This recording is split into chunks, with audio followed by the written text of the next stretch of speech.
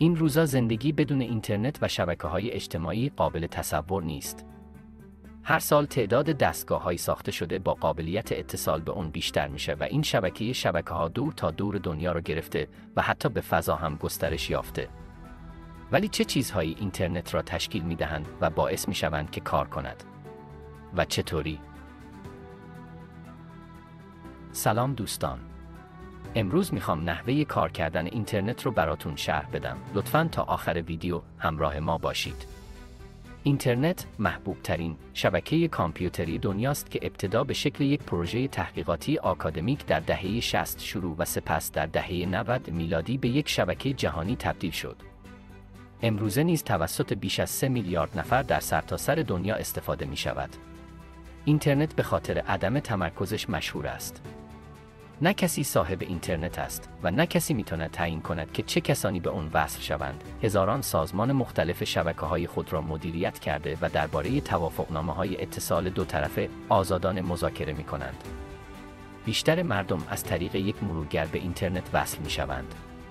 در اصل اینترنت آنقدر محبوب شده که بسیاری مردم از به اشتباه واژه‌های اینترنت و مرورگر را به عنوان معادل یکدیگر به کار می‌برند. اما در عمل مرورگر فقط یکی از کاربردهای فراوان اینترنت است. از جمله سایر کاربردهای اینترنت میتوان به ایمیل، شبکه‌های اجتماعی و غیره اشاره کرد.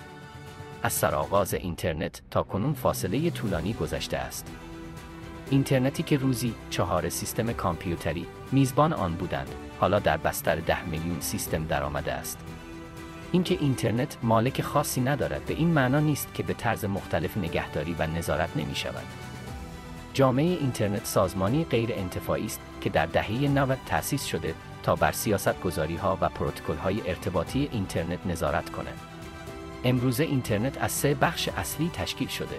بخش یک کیلومتر آخر یا مایل آخر اصطلاحی است که توسط شرکت‌های مخابراتی، شبکه‌های تلویزیون کابلی و صنایع اینترنتی استفاده می‌شود و اشاره داره به آخرین بازو یا شاخه‌ای که ارتباطات را به مصرف کننده منتقل می‌کند. به زبان ساده، کیلومتر آخر بخشی از شبکه است که خانه‌ها و کسب و کارهای کوچک را به اینترنت متصل می‌کند.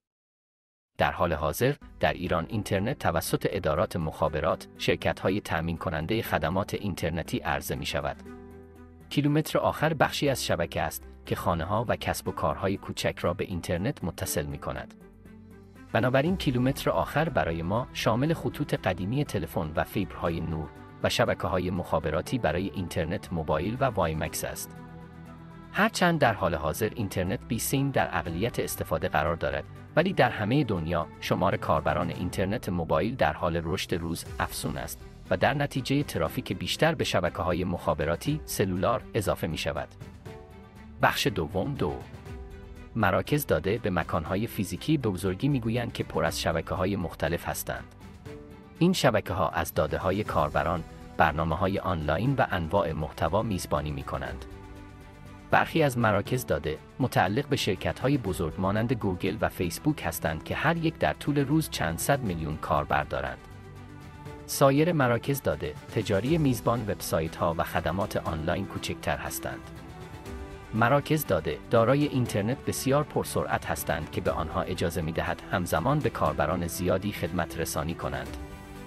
ممکن است در هر جایی تأسیس شوند، ولی معمولاً به خاطر زمین و الکتریسیته ارزان‌تر در مناطق برون شهری ساخته می‌شوند. مثلا گوگل، فیسبوک و مایکروسافت هر 3 در آیووا مراکز داده بزرگی دارند. بخش سوم ستون فقرات متشکل از شبکه‌های دوربردی است که داده‌ها را بین مراکز داده و مصرف کنندگان حمل می‌کنند. بازار ستون فقرات بسیار رقابتی است. ستون فقرات اینترنت در وهله اول از کابل‌های فیبر نوری تشکیل شده.